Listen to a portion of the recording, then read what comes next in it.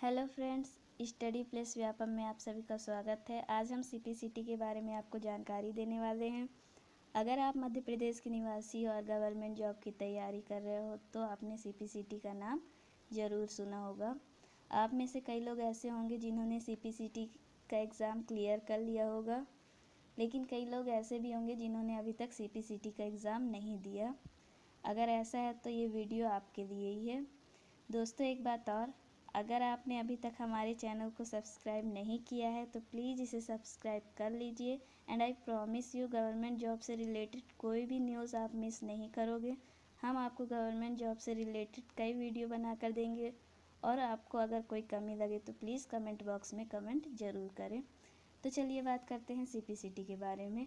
Friends, CPCT MP में निकलने वाली कई जॉब्स के लिए अनिवार्य कर दिया गया है। 2016 की लास्ट में ग्रुप 2 और ग्रुप 4 की कई सारी वैकेंसीज आई थी, जिनमें से कई पोस्ट में सीपीसीटी को अनिवार्य किया गया था।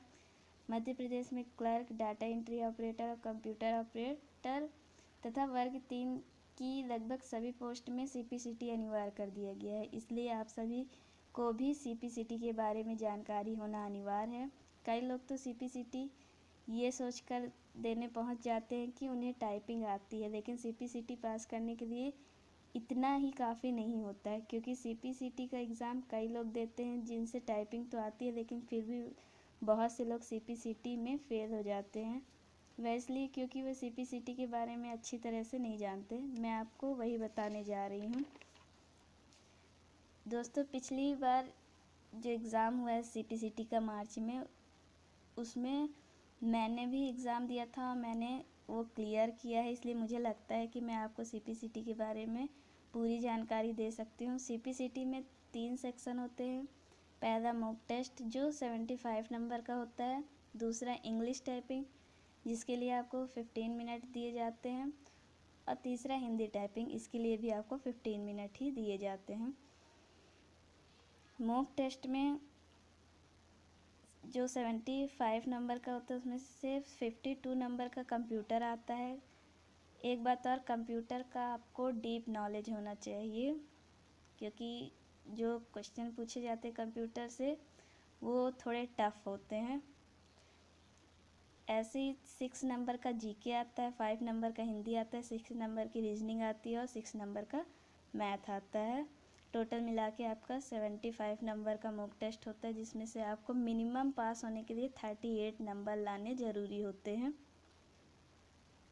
इंग्लिश टाइपिंग में 30 WPM की स्पीड होनी चाहिए। 15 मिनट के टाइम में आपको 30 WPM की स्पीड होनी चाहिए। और हिंदी टाइपिंग में मिनिमम 20 WPM की स्पीड होनी चाहिए। एक बार अगर आप सीपीसीटी क्लियर कर लेते हैं तो उसका जो सर्टिफिकेट आपको मिलेगा वो केवल 2 साल के लिए ही वैलिड रहेगा।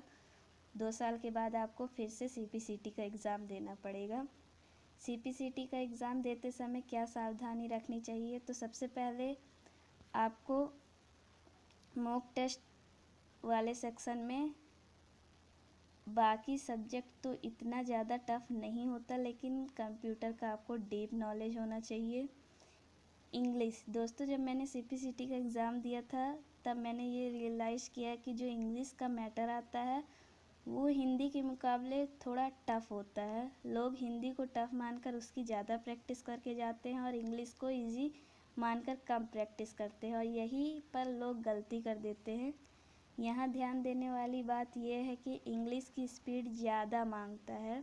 इंग्लिश की स्पीड 30 WPM मांगता है और हिंदी की केवल 20 WPM। इसलिए आपको दोनों की ही प्रैक्टिस ज़्यादा करनी चाहिए। हिंदी टाइपिंग में जब आप सीपीसीटी का एग्ज़ाम देते हो तो हिंदी टाइपिंग में आपको जो बात ध्यान रखनी चाहिए वो ये है कि हिंदी टाइपिंग का जो कीबोर्ड होता है उसमें केवल 2 ही फ़ॉन्ट उपलब्ध होते हैं।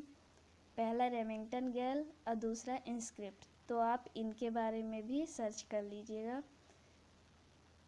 मैंने हमेशा से कृतिदेव में टाइपिंग की थी, हिंदी टाइपिंग की थी, इसलिए मेरे लिए रेमिंगटन गेल फ़ॉन्ट को सेलेक्ट करना ज़रूरी था। आप अपनी सुविधा के अनुसार कीबोर्ड को सेलेक्ट कर सकते हैं।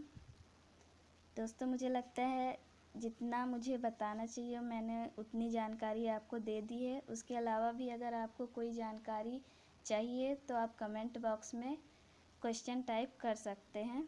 मैं पूरी कोशिश करूँगी कि आपके सवालों का आंसर दे सकूँ। अगर आपको मेरा ये वीडियो पसंद आया हो तो प्लीज़ इसे सब्सक्राइब करें। एंड वीडियो देखने के लिए धन्यवाद।